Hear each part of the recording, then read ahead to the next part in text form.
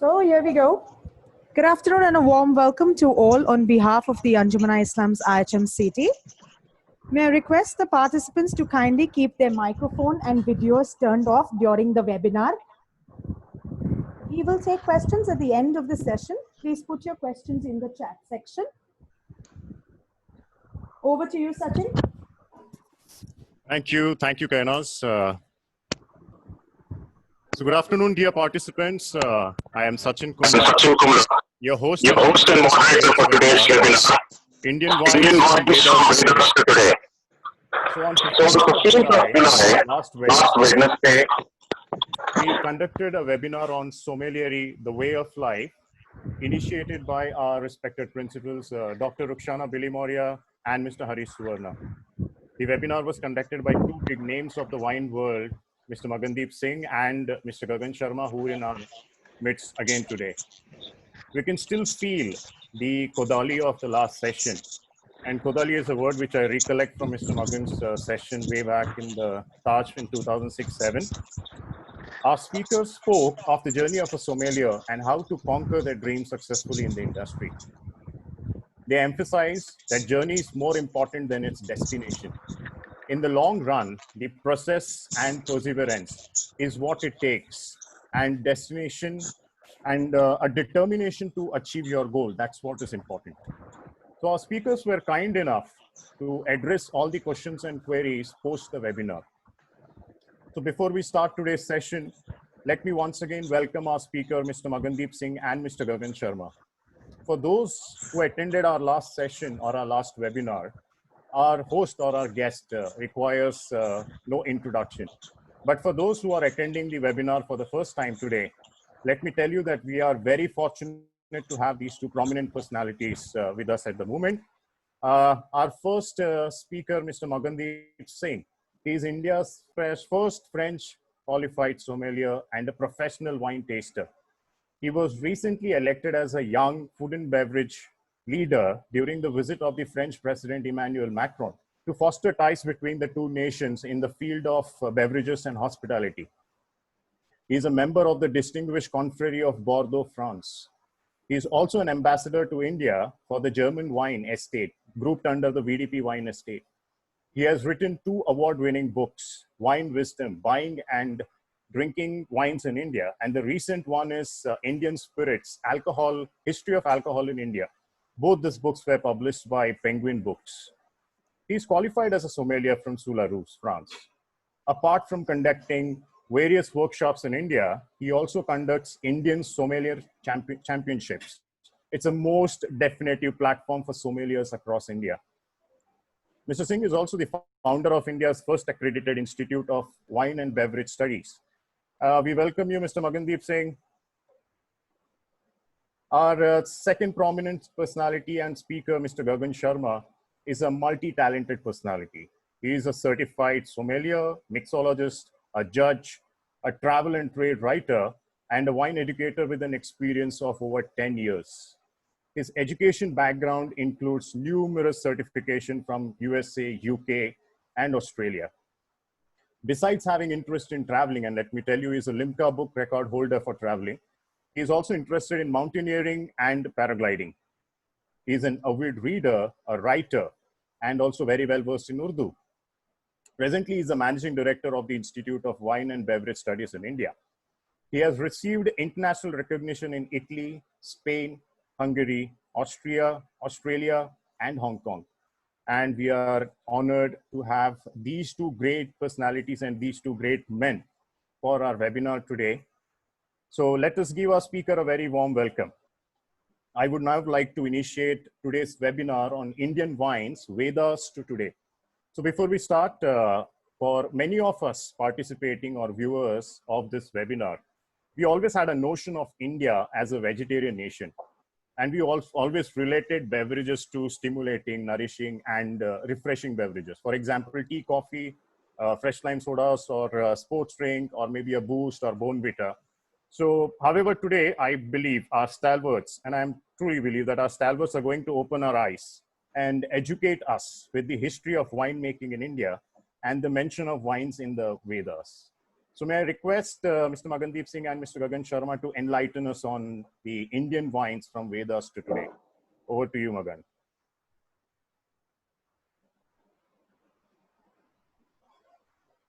Hi guys, you can hear me now, I think, and Gagan's got the screen sharing on as well.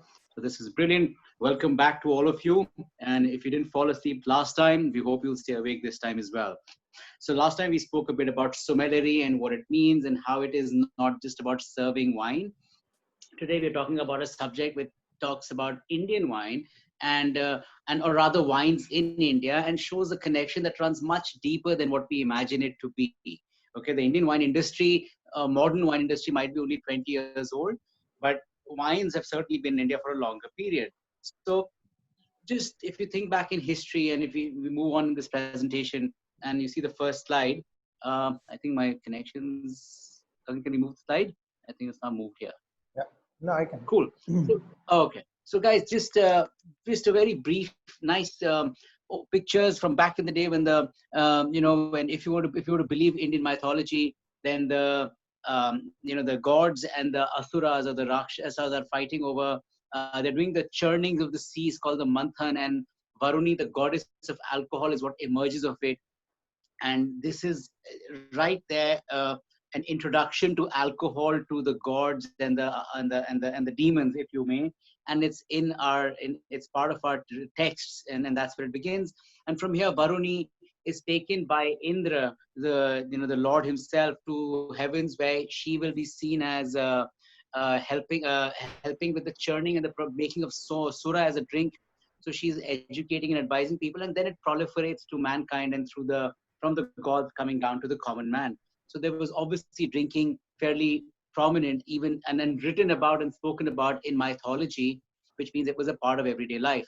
You move ahead a bit again, and you find that the famous fables of India, so Ramayana, which was written almost 9,000 years ago from today as we speak, and they talk about MAURYA, which has various references in the story of Ramayana, be it Ram offering it to Sita, be it Sita offering it to the rivers.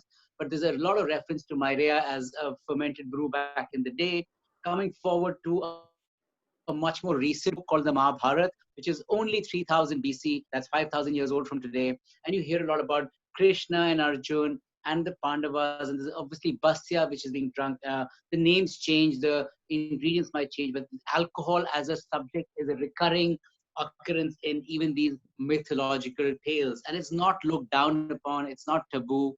It's something that the gods drink, and even the women drink back in the day.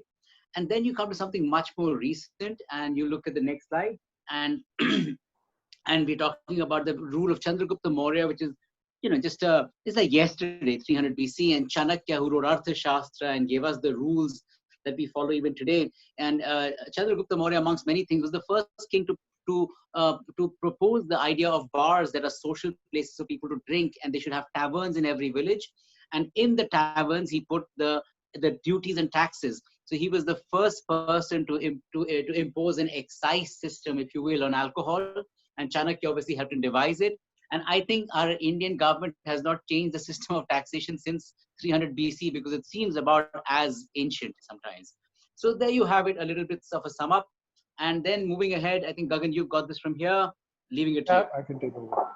So when we talk about the history beyond the, as late as when Chanakya was there, I think one thing that we should mention is that even though alcohol existed at least in the Indian system before that, we do this series, as we mentioned last time, called the 52 Drinks.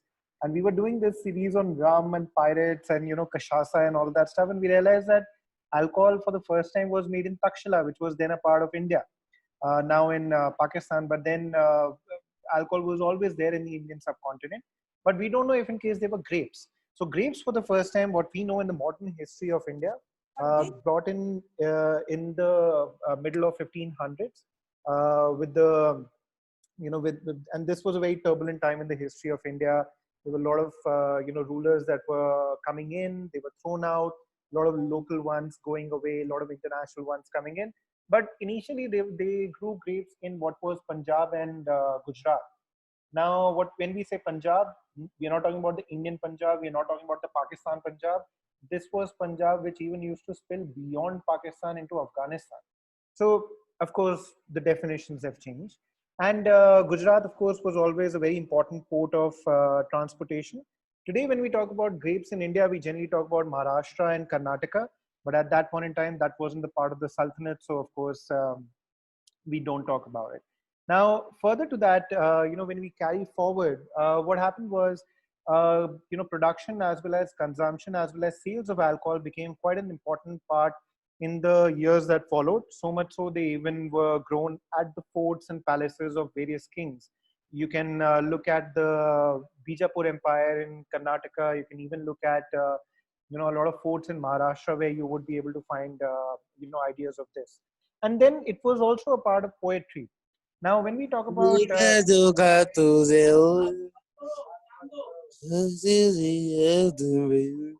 what was that?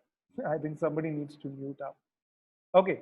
So moving on, later in the years, and we are looking at the second half of 1800s when the Sepoy Mutiny had already happened. We are looking at Mirza Ghalib, who was arrested by the British, and the British used to drink a lot of foreign liquor at that time. And a good example of that is to see that Old Tom gin and champagne, which was not an Indian champagne, of course, but a French-made proper champagne from the region of Champagne with Chardonnay, Pinot Noir, Pinot Meunier, bottle fermentation, and all that. That was brought into India, and they were drinking all of that stuff. Moving further, from that time in the 1800s and onwards, the British started making a lot of wine in India, and they were sending this wine to South Africa, Malaysia, Indonesia, Singapore, Australia, New Zealand, which were colonies of the British, or they had some sort of trade interest there. But at the same time in Europe, there was an epidemic which was called phylloxera, which basically did not allow grape plants to exist in Europe. So this was another reason why the British, they could not import a lot of international wines, and they had to look at India as a winemaking country. And this is where, for the first time on a commercial scale, wines were being made in the modern history of India. So much so, there was also a Calcutta International Exhibition in which there was a wine award that happened. I'm not sure if there were spirits or beers involved in this, but there was a wine award that happened. And the trophy went to the Campbell winery in Australia in Rutherglen in Victoria. I'll write down the name of the winery in the chat once we are done with the presentation. After this, of course, the British had a lot of reason why to make alcohol. But do remember, from the start of 1900s, three things happened. First one was the World Wars started. So of course, the British were the biggest, one of the biggest players in the World War. So they started, shifting their idea of creating alcohol, and they rather wanted to put army there. Second thing was opium came in, and basically the land was said to be better used for opium because we all know drugs gives more money than alcohol. And the third thing was the whole process of getting India independent started, and as a part of it, of course, the focus of the British had moved. This brings us into the into the modern era of let's say the first era of Indian wines, the initial era of Indian wines, which was started up by Chateau Indage, and there was another winery that was called ND Vineyards.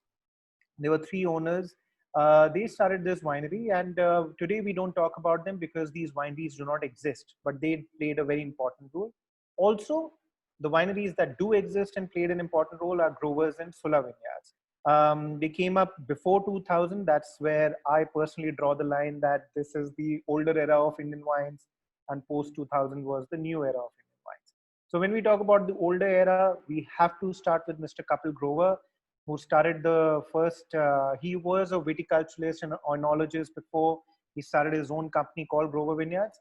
And he brought this rock star of a man called Mr. Michel Rolland, who was even today is considered as one of the highest authority in terms of international winemaking. They came together and they started making wines. And at the same time, another very different recipe of winemaking came from the Americans.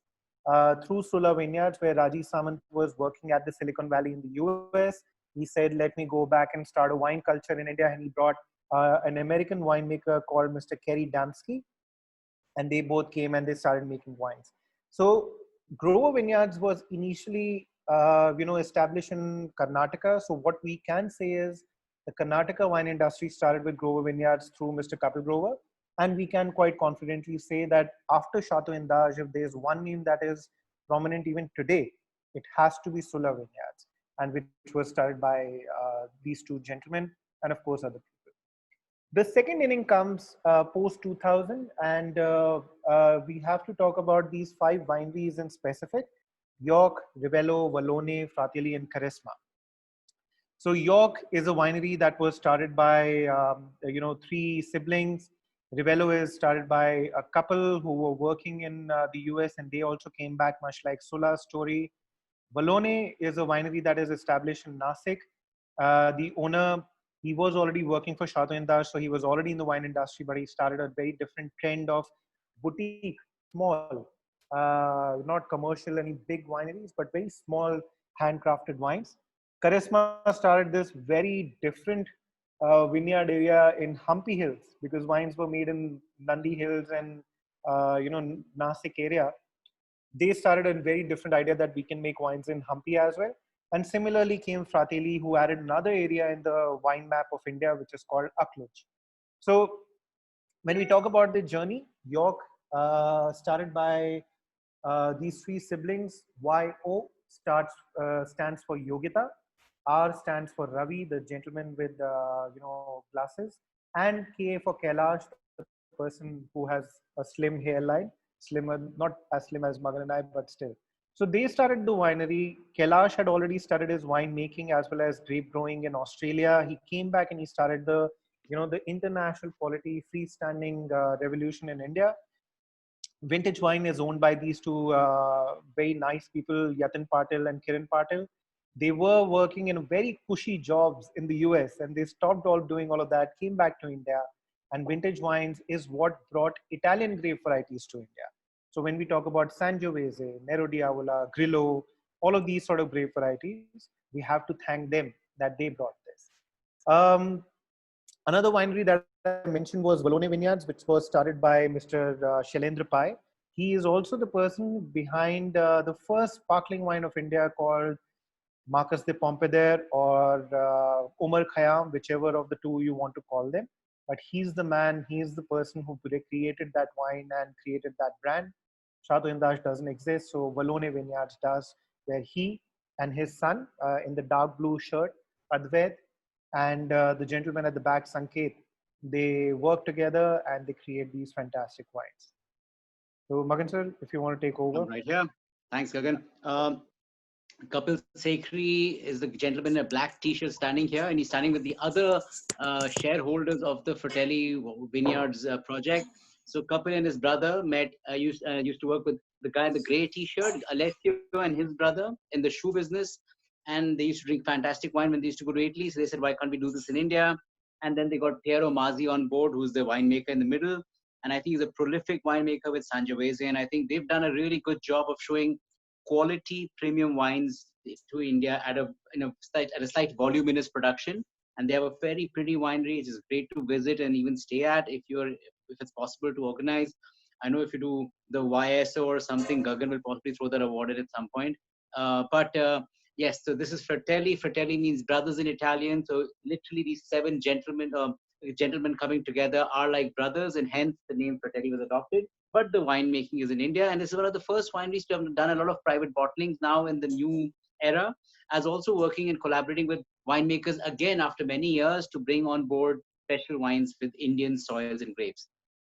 The next slide will show you the winery called KRSMA, which most recently was awarded and was on the list of the world's 50 best vineyards. So although it's a pretty vineyard and is very aesthetically done, it's also a very pretty winery, but it's also very lovely wines.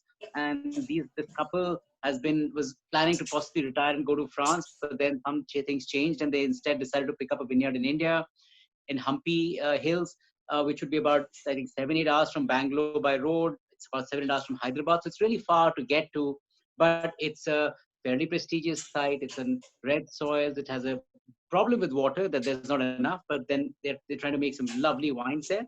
Being at an altitude gives them very cool climates, which make them have lovely wines with good acidity. So I think very international style wines, very small production, a bit pricey, but really representative of what India can do in the times ahead. So yeah, that's charisma for you. And then you've got, the biggest vote for the Indian industry is in the form that foreign entities have believed that India is worth investing in. So you're looking at these wineries here. You've got Chandon, you've got Nine Hills, you've got Four Seasons. Chandon is obviously by the Moët & Chandon system abroad. Nine Hills was a Seagram's effort, which is now they've got Indiosa, which should be launching whenever things get better. And Four Seasons was done by Kingfisher in collaboration with Diageo behind them, I guess, if you wish to see it that way. So now I think Four Seasons is owned by Grover Zampa. So the point being, these are wineries that were started with foreign intervention, and these people believed in the potential of India, and that's a really good sign for us as we go ahead. Moving on to the next slide. Here's a myriad mix of vineyards. So you've got Myra, Charosa, some of them are in. So this is a nice mix of names to understand that some wineries were asset light. For example, Myra, where they did not have a winery, but they would contract make it. You had the other side of it, which is like Oakwood Vineyards, which was making wine for a lot of people. Charosa, which is now owned again by Grover Zampa. Big Banyan, which exists independently out of Karnataka. And then so on, you have Soma, SDU, and Renaissance. They're smaller wineries, but they're all independent. They might crush some of the fruit for bigger wineries, but they all have their own bottlings as well. And the idea is, it should not be that only big brands exist or it monopolize the market, because then it's not very conducive. So here you've got a nice mix of things happening. It kind of keeps things lively. And all in all, you can say that it is all the right mix for a starting industry. And moving on, I think, Gagan, this is back to you. Yeah. Okay. So first thing first, I was just having this session with Oberoi Hotels before we started this one, and presenting pretty much the same thing. So do not think that this is a problem, that you need to tackle at college level. This is there in the industry even today. The biggest problem that why Indian wines are not regarded as of today even in India is because we are still trying to look at them from comparing them with Australian wines, Californian wines, French, Italian, or whosoever. And I think this picture puts that story straight.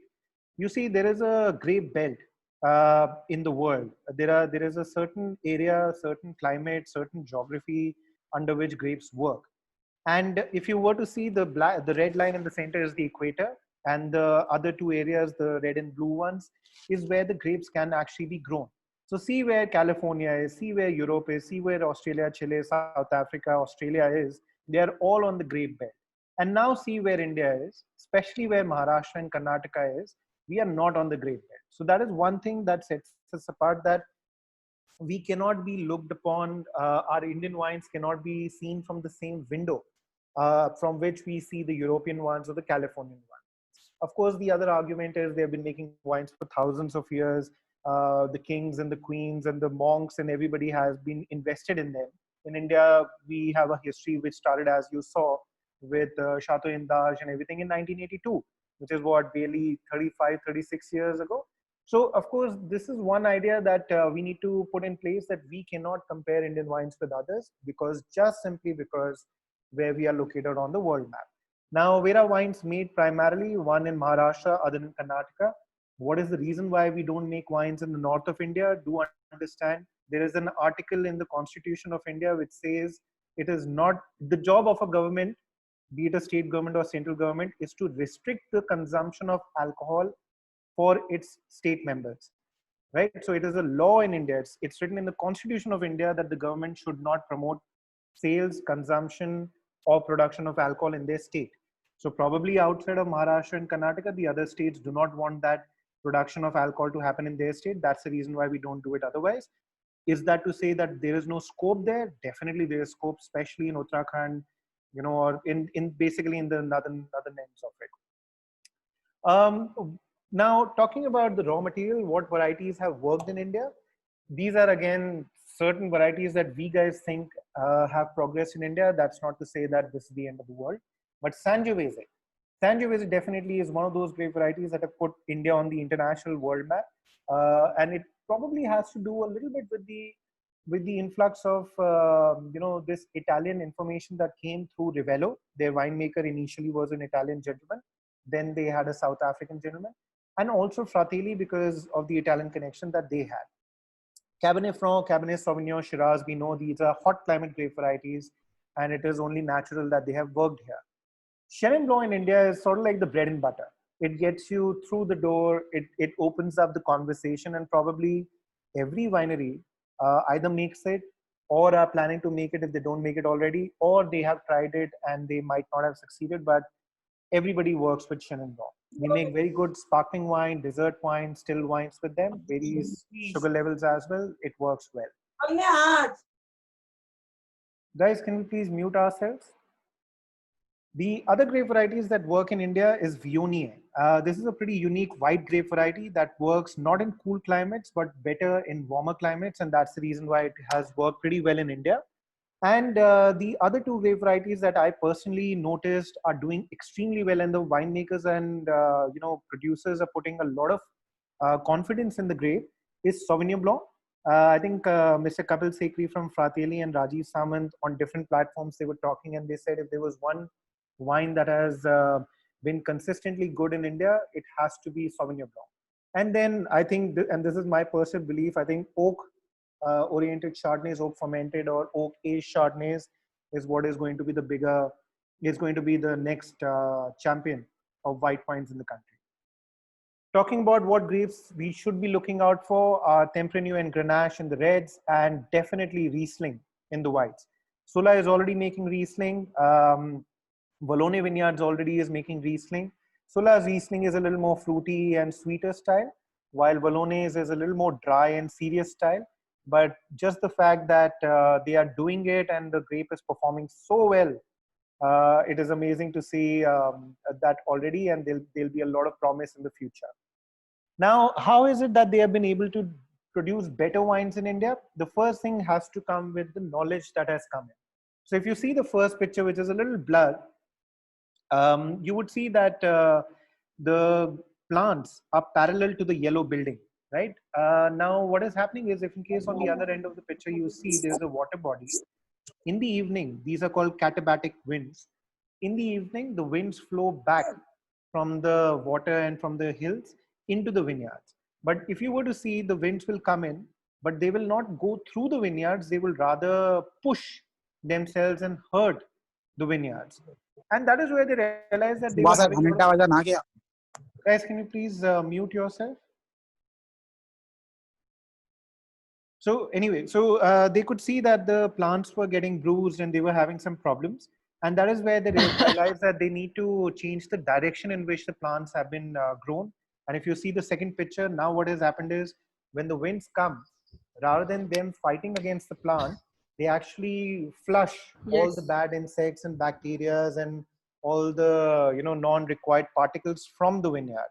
And that has reduced not only the effort, but also the cost of vineyard management. So they don't do any herbicides, pesticides, no chemicals are sprayed in the vineyards, and the quality of grapes has gotten better. The health of the plants has gotten better. These are some of the things that India is learning as we go ahead. Apart from that, any technology that you have learned in your books or through videos, be it bottle fermentation to make sparkling wines, carbonic maceration, or appassimento or recioto process, concrete tanks, gravity-oriented winemaking, micro-oxygenization, all of these things are happening in India as of right now. All of these 4 pictures I took in the month of March when I was in Nasik. And this I've seen personally, not that somebody has told me to impress upon us, but all of this is happening in India. Somebody, I think in the last session, they asked, is vintage wines or terroir or a cru system or an appellation system that has come into India just yet? It hasn't yet come in, but just by this picture, you can tell that there is probably a cru system or a vineyard system that is coming up in Nasik. So promising future. The other thing that has become very, very fascinating, and this is the most impressive part of the Indian wine industry's growth, although it has nothing to do with the quality of wines, is wine tourism. This is the picture I took when I went to Nasik for the first time after coming back from Australia in 2009. There was no roads, there were no signs. Our car was stuck in the swamp. We had to walk to the winery. The winery was still brick and mortar. They did not even have glasses to serve us wines in. So they basically picked up these empty bottles of whiskey that the staff was drinking the night before. And that is what it was. This is 2009. And this winery looks like this now. In just 10 years, and I'm not saying it looks like this in 10 years, they look like this in 2014 as well when we went there. But the progress is just amazing. So wineries are not anymore just a place where alcohol is produced. Now they are a destination. And when we were at Vallonne Vineyards, we saw a grandfather, father, and a son sitting on the same table, sharing the same bottle of wine and eating on the same table. And this was, I think, a Thursday afternoon or a Friday afternoon. This is how the accommodation at these vineyards look. People get married at vineyards now. This is how Shandon looks as well. So if you were to see the right side of the picture and the left side of the picture, you will see the winery is sort of like a little bit of a slanting winery. It's not at the same level, same eye level or the ground level, because the winery is made so that you don't have to push anything anywhere. It is a gravity-based winery. So you drop the grapes from the top. You don't have to throw them. You don't have to push them. They automatically just work by the virtue of how nature decided it to be. And this is how the winery looks at night. This is how Fratelli vineyards look. This is how Grover vineyards look. Just look at that. It looks like a nice 5-star hotel or a resort. It doesn't even look like a winery. There are music festivals that happen here, but it's not just all show value. There is some sort of sensitivity towards nature as well. If you would see, this is the winery from this picture is from the SULA vineyards. They produce about 50% of their energy just from solar power. And they said, when I visited there, they said that our plan is by 2024-25, we should be able to produce all our energy through solar power itself. So people have now started to realize that you take care of nature, nature will take care of you. If the nature is not on your side, you can't grow good grapes and make good wines. Now, this is the story so far. What about the future? So the first thing is, we don't even have to wait to the future. We are already winning some really prestigious awards, and not just prestigious awards, but multiple of those awards for various wines in India. So Fratelli, Grover Vineyards, KRSMA, SULA, all of that as well. One award that is not here is, I think in the year of 2012, there was a competition in China called the Asia's Best Wine. And Asia's Best White Wine was a Viognier from India by Charosa Vineyards. So it's not just now that we are doing this, we have been doing it for a while. The second thing is, all these international winemakers have gone away. We have shifted them back. We don't want them here because our Indian winemakers understand the philosophy, the palate, and the climate, the weather, the resources here much better. So the first gentleman in white is Kailash. He started in Australia, but he has never used an international winemaker. The person in green is an Indian winemaker, Amrut. He is the chief winemaker for Shandon in India. The person in blue is Karan. He was an accountant, a banker by profession. Now he's, I think, around 35, 36 years old. He makes all the wines for SULA Vineyards. And there is no international winemaker who teaches him what to do. The next one is Sanket, very humble guy. I think he's not even 32, 33. And he is responsible for making wines at Vallonne. So basically what has happened is these guys have not only replaced international winemakers. Today, these guys travel abroad and they teach people how to make wines in their country. So that progress is very important because, you know, a French chef coming to India and teaching us how pav bhaji is made is not going to be a very good example of how it is supposed to be done. So same goes with Indian wines as well. Another good thing is that the world's biggest population by 2025 is supposed to be in India. It is said that 60% of the young population, young means between 18 to 35. So by definition, I'm still young. The world's 60% of the young population would be in India. And of course, this is the age where you have a lot of money. You don't care as much about savings. Hello. You don't care about savings and other things. You have the money, you want to learn about alcohol, and that's the reason why the entire world is looking at us. So I'm pretty sure, you know, Amazon wants to come into India. Microsoft and Apple are putting up plants here. A lot of big car companies are putting up their plants in India, not just because we have a good population, but also because we have a lot of spending power. If you want to know more about Indian wines and spirits, the story of all of that, then Magan has a book called The Indian Spirit. It's a good read. Please feel free to pick it up if in case you wish to. Sorry? I said, thank you for the plug, Gagan. Really appreciate it. Yeah. Also, I think we told you last time, how do you, get into the wine studies and everything. We showed you the course. So that is there. But today, very, very happy to tell you about the Young Sommeliers Olympiad. It is open. Anybody who's under the age of 21 can apply for it. You will be taught. Not last time we showed you these champions. Now these champions have become educators and trainers. You will be taught by all of these guys. So yeah, if you want to talk about it, we can talk about it separately, but this is what it is. So if you have any questions related to the Indian wine story so far, what is the future of it? What happens once you, once you go into the industry, what should you expect from Indian wines? How do we promote them any better? How do we position them any better? Please feel free to ask. Hi, Gagan and Magandeep Singh. That was an excellent presentation. Thank you very much. May I ask the audience or participants to please ask if they have any question or do they have any doubts? You can unmute yourself and you can ask questions.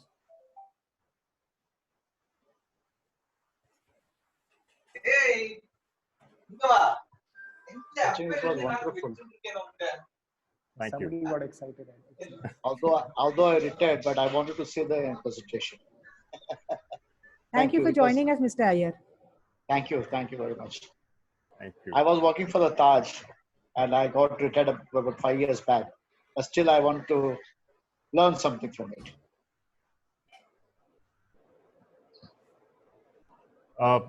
Gagan, if I could ask one question, actually, this was, Sure, yes. yeah, I've been receiving few questions over the chats on WhatsApp. What is the best way to learn about wine? If you can just let us know once again, like it was discussed in the last webinar, if you could also educate us once again. So I think given the current conditions where I think we can't really go out and study in a classroom style. So one is, of course, I have learn about wines by looking at documentaries or movies, or just pick up a book and read it. That's what we guys all have been doing, quite honestly. Otherwise, the wine course that we told you, there's an online wine course that you can study. Now, every Sunday we do webinars as well. This Sunday, we guys are getting everybody who has signed up. I think Valerian from your college has already signed up. I know of him as one person. I'm pretty sure there will be others. Yes. So now every Sunday we do tastings as well. So that is one thing. But once the pandemic is over and once we will be able to step out of the houses, the best way to learn wines, and I think we have learned this through practice itself, is either to attach yourself to somebody who could actually teach you wines in person, be it your mentor, be it your work colleague if you have any, or let's say an educator. We guys are more than happy to do that as well.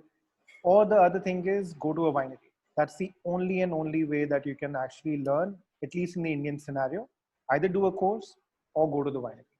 And I would highly recommend everybody to, consider either spend 10,000 rupees on a wine course or take a trip to Nasik. I would suggest you go to Nasik. You are in Maharashtra any which way, you're in Bombay anyway.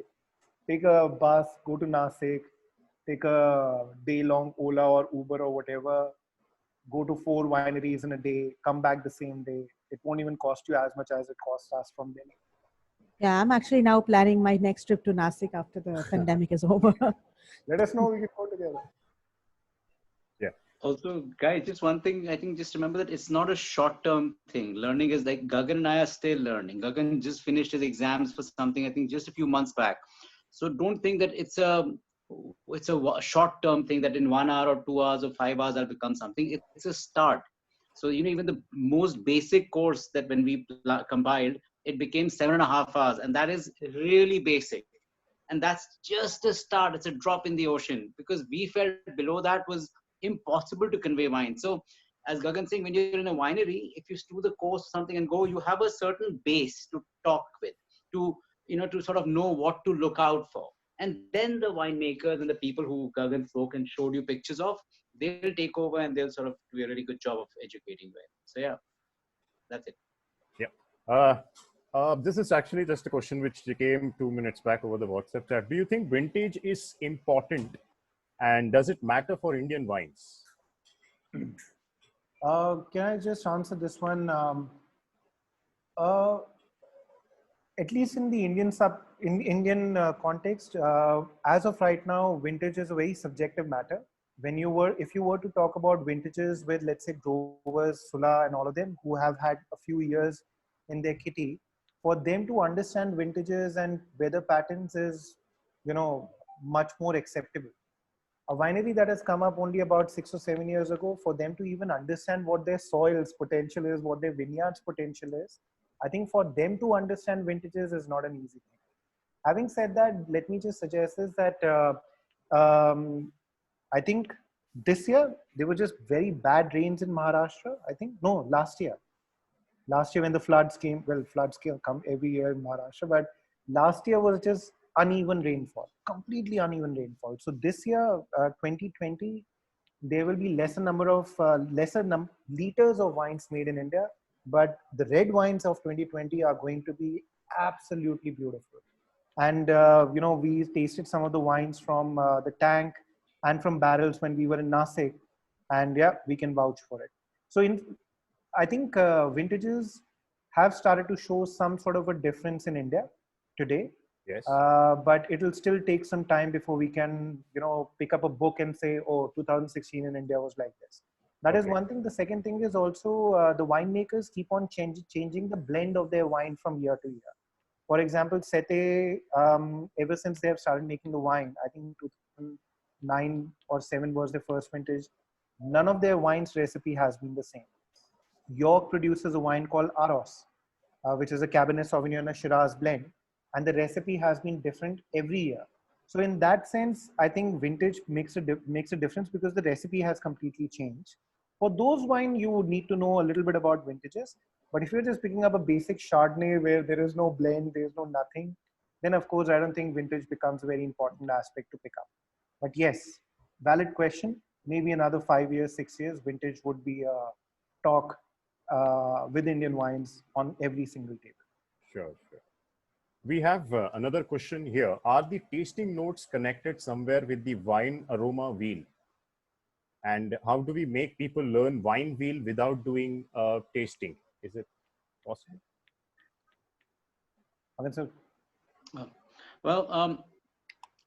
The wine aroma wheel is supposed to be a wheel of basic aromas, which are primary aromas, which means you can't take two and construct them. So that's the idea of the aroma wheel, and it's good to have an idea of them. Remember, growing up in an Indian household is a big advantage to growing up in the West, because here food is still cooked fresh. You have a spice box. You get exposed to so many other, leaves and herbs and condiments in the kitchen that you have a good idea of aromas. Being in the tropics means you have a large variety of fruits, which are summer and winter specific. So again, just even if you don't talk wine, your current aroma set of definitions is about 80-100 aromas wide. So that you already have. Now, how does it translate to wine? You have to smell the wine. So that's one thing which we've not been able to bridge yet, even with our course, that we cannot convey a wine tasting to you without physically tasting it. So I can tell you, so the only option will be that if I'm tasting a Sauvignon Blanc from Sula and you're tasting a Sauvignon Blanc from Sula at the same time and we're on a virtual call, I can maybe discuss it if it's the same vintage. But even then, there can be a bottle variations. So yes, there is that tasting is one part, and service as well, which it's good to get practical knowledge. And that's why we believe that, when I said it's a learning process, a learning curve, it never ends. Even today, when I taste wine, or when Gagan tastes wine, or Sahil tastes wine in a team, we are still learning from each other from outside. We still learn new things about the grape and the wine. So that's why the aroma wheel is just a starting point, and it helps you associate and learn and have words to say, but you need to taste wine more and more often before you get good at it. Okay. And another question is, should I choose wine by grape variety or by country? Depending on where you're choosing from, I think that might become a thing. If you're talking about old world, generally you will start choosing by regions, because the grapes will be a blend or a single, but they don't talk about the grapes much. In the newer world, not all, but generally grapes will be the precedence, will hold precedence. But having said that, if you were to be in places like Gimlet Gravels in New Zealand, or in Barossa in Australia, or the Colchagua in Chile, there'll be some grapes that perform better than the others, and they'll be more prevalent, more preferred. So on the whole, you need to know both. You need to know regions and grapes. It is not enough to know one. Sure. Sanju sir, let me just add to what Rahul's question was. Yes. How do I teach somebody about flavors and aromas? And I think there's another question about berries and vanilla kind of aromas. How does my person understand this? You know, we were doing this webinar on last Sunday, which was the first from our Learn from Home course series.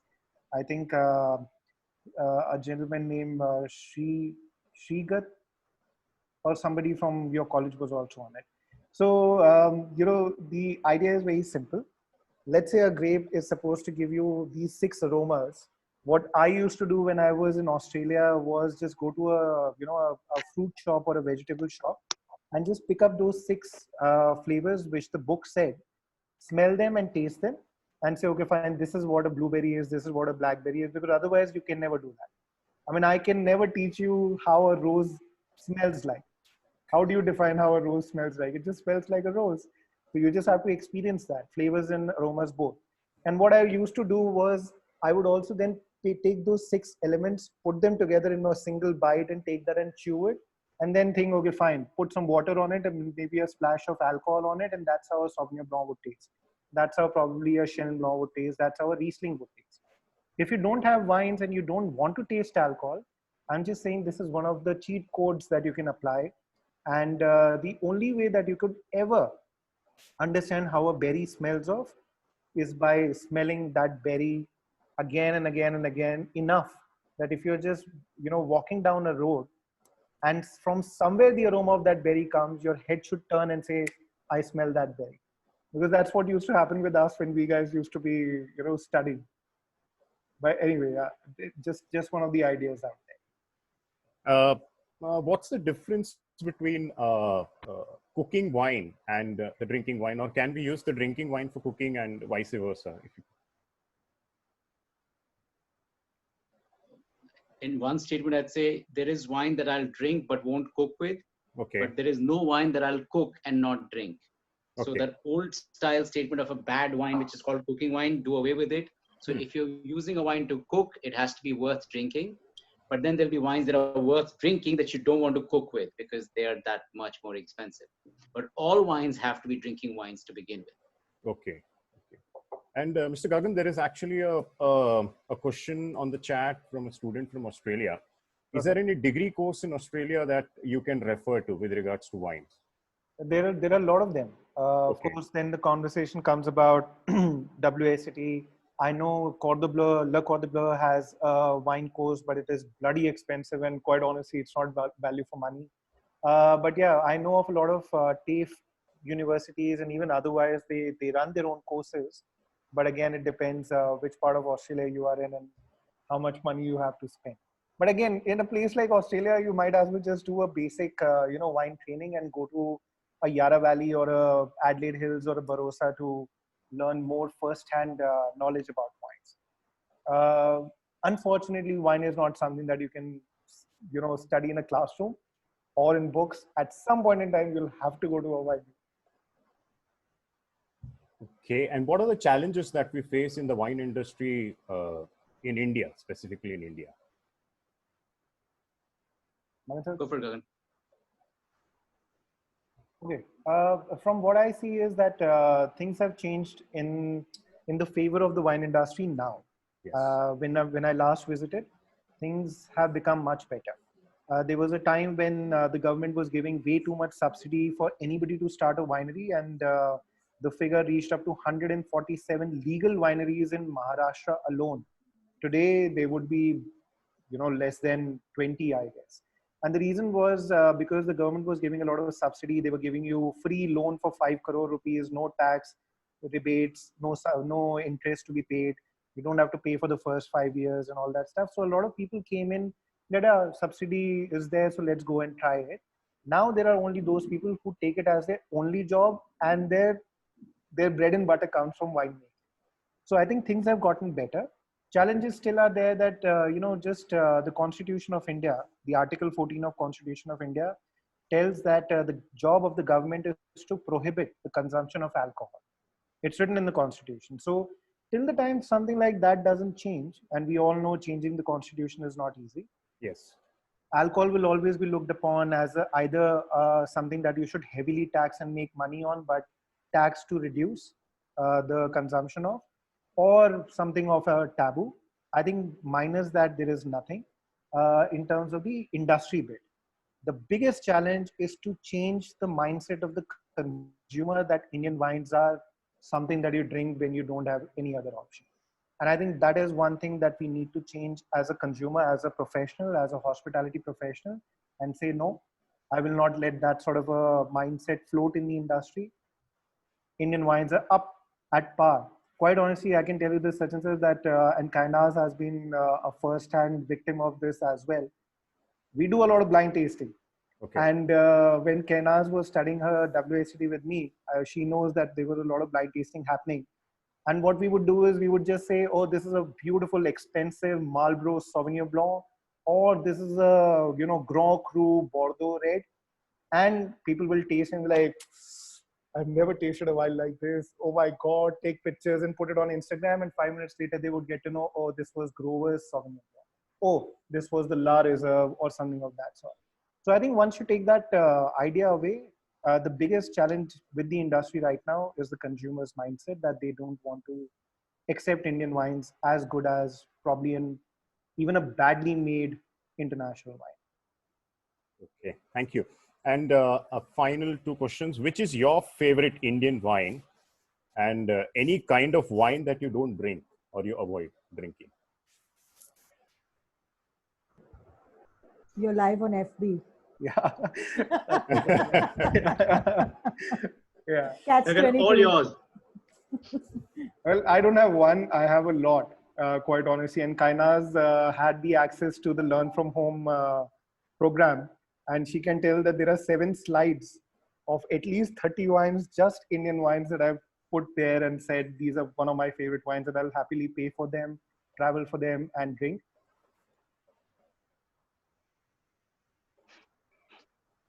I was really impressed by the Dindori Chardonnay by Sula, the oak fermented Chardonnay by Rivello, and the Riesling from Vallonne Vineyards. In the reds, Sula's Rasa Cabernet Sauvignon was amazing. Although the winemaker and I disagreed, I liked the Cabernet better. He said, no, the Shiraz is better. That is one. KRSMA Cabernet Sauvignon is an all-time pleaser. Charosa's Tempranillo is very good. Amongst the reserve red wines, I think Aros is the most value for money red wine, which you can very happily consume. So I think you'll never be able to say this one white wine, this one red wine. It all depends on the time of the day, the mood, the pocket that what is the amount of money that you have in your pocket? How well do you know the winemaker? All of those things will come. I think what we can say, however, is that if the same question had been asked to Gagan 10 years ago or to me, you would have fewer options on that list. Yeah. And today we have so many. I think that's what's really changed. And we're not being diplomatic. This is not the Miss Universe award-winning answer that all wines are good. No, there's a lot of bad wine also out there. Or Mr. Universe winning answer, Gagan, if you want. Sorry. But the idea being that there are good houses and good philosophies and good winemakers. And over long term, as the wines get older, the vineyards, you will have better crop. You'll have better understanding of your crop. You will handle it better. So all wineries will improve. Then there's a subjective question of who likes which more. So that will always be there. But I think Gagan pretty much capped all of them for what it's worth. He's covered most of them. I would maybe add Fratelli's Janoon to the range as well, which is very rare to find, but I think it's a very lovely effort, especially with the sparkling wine. I think Rivello's Reserve Chardonnay is something that I think the first time I had it was when Gagan brought and Gurjeet brought a bottle. And I was not convinced that it was an Indian wine because I thought it couldn't be Indian. So there are great wines out there. You just need to explore them, and every year they change. So you don't know how good or bad they might be. Then as for Sachin, what about sweet wines? We don't drink much of them. I love the Vin Santo that Fratelli makes. I've tried the Veda Pasriage that I think that comes from. Sorry.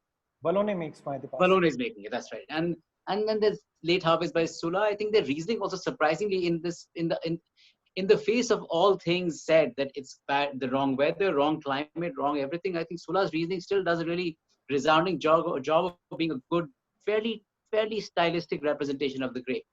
So there is a lot of good wine out there and sweet wines. Okay. Rahul sir, you can unmute yourself.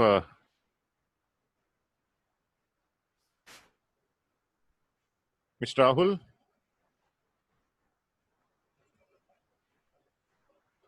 I don't think we're making ice wine, Sachin. If you're asking that question, I don't think we don't have ice wine yet in India. Okay. May I ask or request anyone if you have any queries? Okay. Good. So I would like to thank Mr. Magandeep Singh and Mr. Gagan Sharma for making an excellent presentation and making this seminar very interesting and meaningful. And I would also like to express our profound gratitude to our principal, Dr. Rukshana Billy-MAURYA, and Mr. Hari Suvarna. I would also like to thank and express my thanks to all the staff members who made this seminar a grand success. Thank you very much, Magan. Thank you so much. It was wonderful. Thank you, Sachin sir. Thank you, Gagan. Thank you so much. Last time we put down our WhatsApp and email and phone number and everything. Yes, yes. You know, we don't know when we will be doing a webinar for Anjuman-I-Islam again, but even if we don't do that, let that not be, you know, the restriction as to when people connect with us. We'll be more than happy to answer any question or query these guys have. And Absolutely. also, just a quick reminder, Young Sommelier Championship is for hospitality students. Yes. There are a lot of awards, good awards and good mentors that are coming into the competition. So we would highly push hospitality students to start their career even while they are in the college. So yeah. We'll definitely push it ahead. No worries. Sure. Thanks a lot for this. Thank you, everyone. Thank you. Thanks, Thank you, Magan. everyone. Thanks, Bye, Gagan. China. Bye, Sachin. Thank you. Thank you, Magan. Well, for future webinars, please visit our website on www.anjuman-ihmcity.org. Signing off, team webinar, AII IHM City. Stay safe.